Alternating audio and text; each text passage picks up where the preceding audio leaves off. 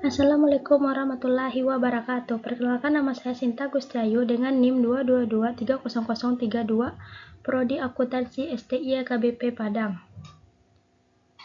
Mata kuliah Seminar Akuntansi Keuangan. Baiklah, saya akan mempresentasikan artikel saya yang berjudul Performativity and Convergence in Comparative Corporate Governance. Performativitas dan konvergensi dalam tata kelola perusahaan komparatif.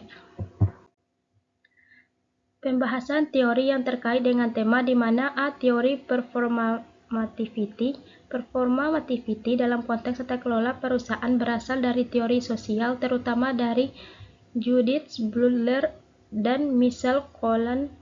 Dalam corporate governance, istilah ini merujuk pada bagaimana teori dan model ekonomi tidak hanya menjelaskan realitas tetapi juga membentuk praktik aktual di perusahaan.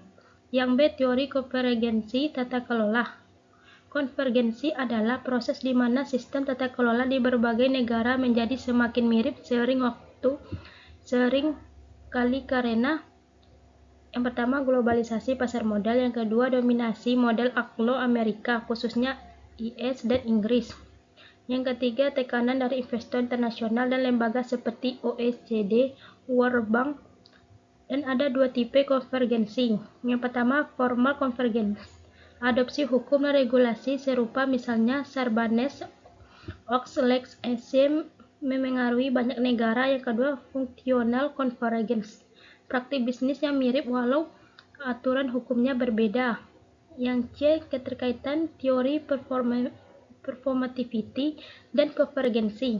Performativity menjelaskan bagaimana konvergensi terjadi secara praktik, misalnya ketika prinsip OECD disebarluaskan, perusahaan mulai merespon dengan mengubah praktik tata kelola untuk dinilai baik. Konvergensi tidak selalu mencerminkan pilihan rasional ekonomis, tetapi seringkali merupakan akibat dari proses performatif, tekanan reputasi, imitasi, dan simbiosis pasaran. Yang kedua, kasus yang dibahas sesuai tema. Kasus perbandingan tata kelola Jepang dan Inggris. Jepang memiliki sistem stakeholder oriented, fokus pada karyawan, komunitas, dan lain. Sedangkan Inggris menerapkan sistem shareholder oriented. Namun dalam 20 tahun terakhir, Jepang mulai mengadopsi elemen tata kelola barat.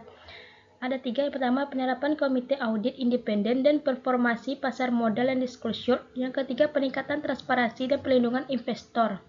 Contoh lainnya, Indonesia dan adopsi prinsip GCG Good Corporate Governance dari OECD sebagai bentuk konvergensi formal, meskipun dalam praktik sering terjadi perbedaan karena budaya korporat dan enforcement yang lemah. Yang ketiga, ada objek penelitian atau sampel penelitian, di mana objek perusahaan publik di negara dengan sistem hukum dan ekonomi yang berbeda. Contoh sampelnya 50 perusahaan publik di Jepang, 50 perusahaan publik di Inggris, dan 30 perusahaan publik di Indonesia untuk melihat adaptasi konvergensi di negara berkembang. Sampel biasa ditentukan berdasarkan yang pertama kapitalisasi pasar tertinggi, yang kedua sektor industri yang sama, misalnya manufaktur atau keuangan, yang kedua periode analisis 2010-2020 untuk melihat tren konvergensi dan efek performatif regulasi GCG. Yang keempat, teknik analisis data, analisis kualitatif.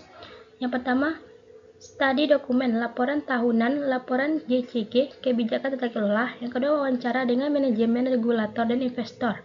Ketiga, analisis naratif dan wacana, disclosure analysis, untuk melihat bagaimana tata kelola dibicarakan dan dipraktikkan. Yang B, analisis kuantitatif, regresi panel data untuk menguji hubungan antara perubahan struktur tata kelola, misalnya keberadaan direktur independen dan kinerja keuangan. Uji statistik terhadap skor GCG, ROE, ROA, dan variabel lainnya. Indeks konvergensi tata kelola mengukur seberapa dekat praktik perusahaan terhadap standar OECD atau AIS. Yang kelima, ada hasil penelitian.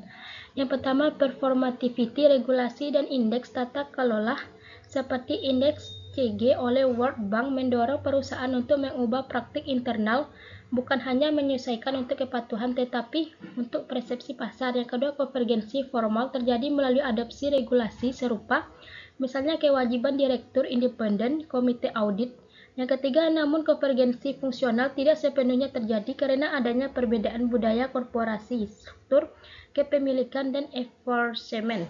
Yang keempat, Indonesia menunjukkan adopsi formal tapi masih lemah dalam pelaksanaan karena keterbatasan kapasitas lembaga, pengawasan, dan dominasi pemilik mayoritas. Baiklah, sekian dari presentasi artikel saya. Kalau ada kata-kata saya yang salah, saya minta maaf. Saya tutupi dengan wabillahi taufiq wal hidayah. Assalamualaikum warahmatullahi wabarakatuh.